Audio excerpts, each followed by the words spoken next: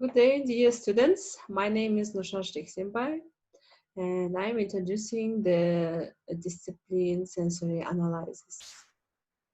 So today's topic of our lecture is sense of sight. So what is the basically sensory analysis? So sensory analysis is a scientific discipline used to evoke, measure, analyze, and interpret reactions to those characteristics of foods and materials as they are perceived by the sense of the sight. So by the using of this sense, we can evaluate or measure, analyze, and interpret reactions. Okay. So what is the sense we are using? So for the senses, sensory properties of foods is related to three major attributes as appearance. It's about color, size, and shape. And flavor, it's odor, taste, and aroma. And the texture. So texture is mouthfeel, viscosity, and hearing. Yeah, so it's crispness, etc. So those attributes are expressed as a continuum and not as a finite properties. So it's impossible to rate each one individually unless special precautions are taken. Taken blindfolds and nose clips and etc. So humans possesses about 30 different senses. So, however, the sensor properties of food are perceived through the senses of the sight, smell, taste, hearing, and the touch. So, what's the stimulus? It's many chemical and physical activators that causes the response of the receptors. I for the mm,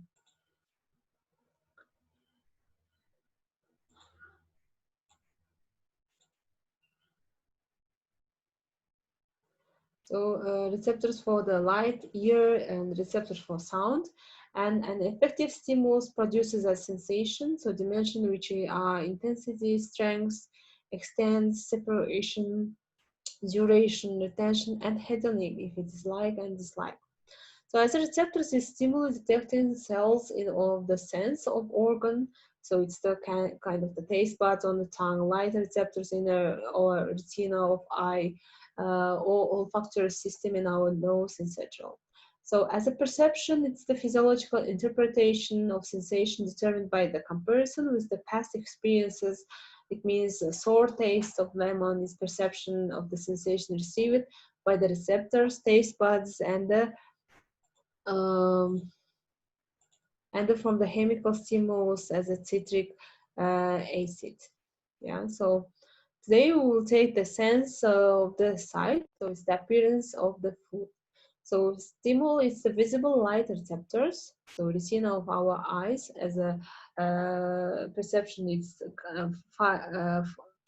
catch the wavelengths of the light, and we can see as a visualize and the appearance of the food. So the appearance of the food is a major factor governing its acceptability and can be subdivided into three main categories. So optical properties, physical form, and mode of the presentation. So optical properties, it's about color, gloss, and translucency. And physical form, it's the shape and size. And mode of presentation is like lightning, packaging, etc. So as we can see the structure of our eye. So it's the optic nerve, pupil, lens, and suspended ligament of the lens. So there we catch the wavelengths of the light. So as a vision is a complex phenomena consisting of the several basic components, stimulus light from the external sources and interact with the object and brought to focus on the retina of the eye. And the retina is the receptor of vision and contains two types of the cell. So the rods they're responsible for vision in the dim light, and the cones are responsible for color vision. So light incident on these cells causes photochemical reaction and generates an electrical impulse, which is transmitted to the brain via the optic nerve, and color blindness is caused by the loss of lack of color receptor cells in the cone. So approximately 8% of the population have some defect with the relation to color, and mostly males. So light, it's the visible part of the electromagnetic spectrum which radiates between wavelengths. So it's from 380 to 770 nanometers. So different wavelengths produce different colors. So it's the violet if it is till the 450, and till the 475 it's the blue, and 500 and 570 it's makes a green color, then yellow, red. Okay, so it's all of the electromagnetic radiations are physically the same. So however, the optical system of eye is such that only the visible range of the wavelengths is absorbed by the lens.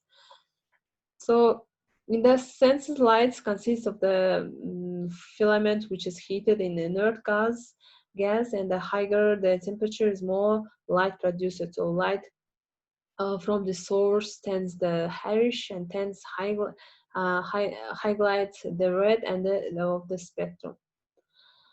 As a light object interactions, can be an object may be absorbed, reflected, transmitted, and refracted. Those all of the properties then used in the chemical analysis. So the relationship between within each of these components is responsible for the color and gloss characteristics of food. So the main light object interaction produces that lightness value, color, chroma purity, and the gloss. So last is physical form. It's the second class of product appearances, physical form that can be subdivided into three parts as shape, surface texture, and visual consistency. So shape and size, it's important from the food technology's point of the view because this can be altered during the manufacture or processed food. And some examples include the sliced, teased pieces, whole lengths of frozen, for example, French fries, cut of vegetables, etc. So surface texture can indicate product texture.